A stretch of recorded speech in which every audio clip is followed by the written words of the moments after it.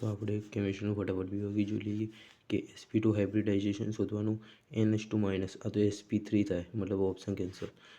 H2 એ sp3 એ 100%. NO2 એમાં એકી ઇલેક્ટ્રોનનું સંખ્યા હોય, અપવાદ આવે, આ પણ ના આવે, કેન્સલ. C NH2- આ sp3 આવે, આ પણ કેન્સલ. તો ઓપ્શન ડી આ જ જવાબ આવે.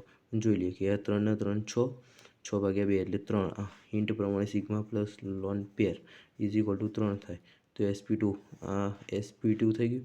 આ NO2- આમાં એક ઇલેક્ટ્રોન મેળવી લીધો એટલે એક લોન પેર બની ગઈ ને 2 સિગ્મા બોન્ડી એટલે 2 + 1 is equal to 3. Option D final. હવે જોઈએ PF3 અને ClF3 પૈકી બંધ ખૂણાઓ માટે સાચો ક્રમ. તો એ VSCPR નમૂનો લગાવીશું.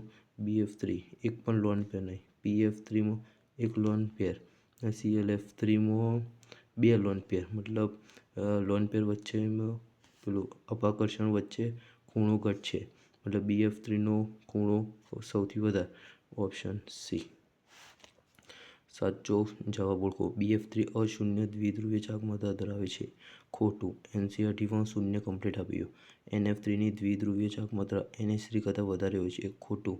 CO3- આયન માટે 3 વિહિત સ્વરૂપો દોરી શકાય છે. સાચું. NCERT-માં ઉદાહરણ આપ્યું. ઓઝોન માટે 3 સહસ્પંદન બંધારણો દોરી શકાય. ખોટું, ન દોરી શકાય, કારણ કે ઓક્સિજન ઉપર માઇનસ આવીને જોડે છે, એક ડબલ બોન્ડ હોય, આ એરિયું સહસ્પંદન દોરી જ ના શકાવાનું સહસ્પંદન રચના. Okay, option C final.